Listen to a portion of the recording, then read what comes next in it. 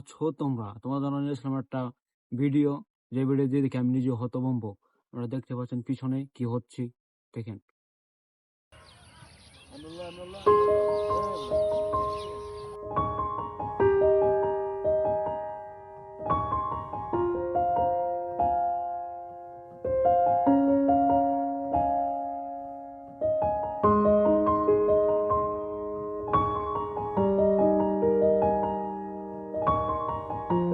আসল আসল প্রেম শুরু হবে বিয়ের পর ইনশাআল্লাহ।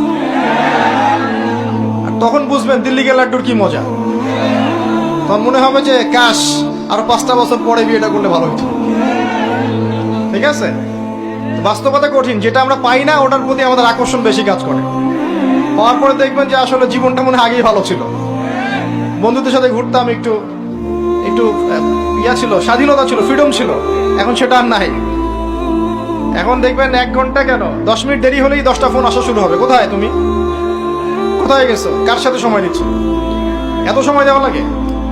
আচ্ছা, বিয়ের প্রস্তাব দেন, যদি বাবা রাজি হয়, পরিবার মেনে নেয়, আপনার একটা হালাল রিজিকের সোর্স থাকে, আপনি বিয়ে করে ফেলেন। হারাম রিলেশনশিপে যাবেন না, এটা এক প্রকার জিনা। এটা কি এক প্রকার জিনা?